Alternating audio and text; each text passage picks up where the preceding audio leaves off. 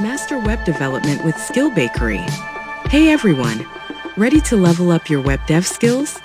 Introducing SkillBakery.com premium courses starting at just $6 or 500 rupees. Sign up today and learn in-demand skill sets. Unlock your potential today at SkillBakery.com. Hello everyone and welcome to this exciting video. Now in this one, we'll be covering bool type in Rust. So as you can see, we have declared a variable wish hello and we have provided the data type for this as Boolean. So you need to provide bool and then the value that you want to associate with it, like true or false. So here I have given it a true value.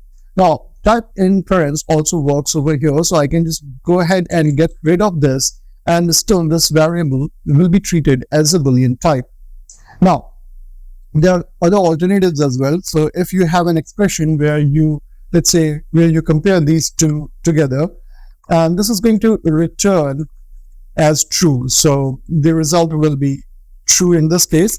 And if I go ahead and say 1 equals 0, in that case, the result will be a false value. So it works like this as well. So here, let's go ahead and give it a try. So what I'll do is I'll be writing a piece of code. Let's say if this variable wish hello is true, in that case, let's go ahead and make use of the println method and then say hello.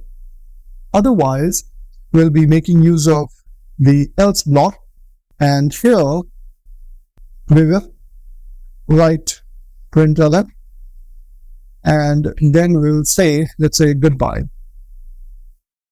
So if I save this now and I do a cargo build by going inside this project first, so let's do that. And over here, I'll be doing cargo run. So there's a syntax error. Let's fix that and then give it a try cargo run. And here you can see it has compiled and then the output is there, hello. So this is what it is printing because the value over here is evaluated as true. If I go ahead and make this a 0 and then try rerunning this cargo run, you will notice that it is printing goodbye.